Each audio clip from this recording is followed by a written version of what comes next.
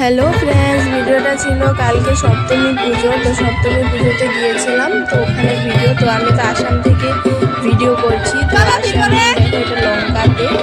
তো অনেক সুন্দর করে এই প্যান্ডেলটা করেছে, আমার তো অনেক ভালো লেগেছে। এটা শিলং রোডে, ভিতরটাও অনেক সুন্দর, প্রতিমাটাও অনেক সুন্দর ছিল। তো তোমাদের সাথে একটু শেয়ার করলাম, তোমরা স্কিপ করবে না, ফুল ভিডিওটা দেখবে।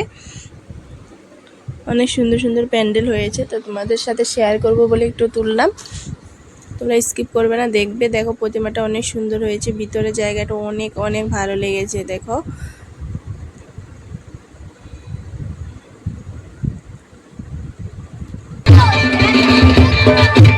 ভিতরে বেশি সময় থাকতে দেয় না, তো এর জন্য বেরিয়ে পড়লাম।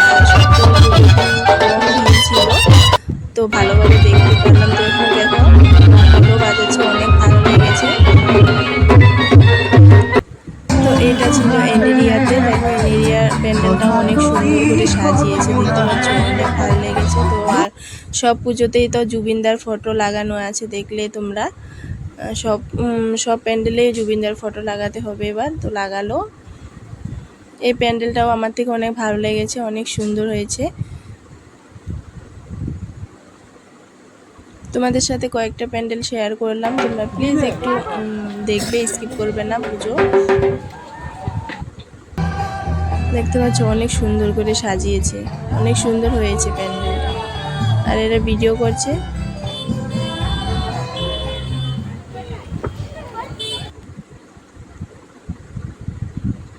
এটাও শিলং রোডেই ছিল।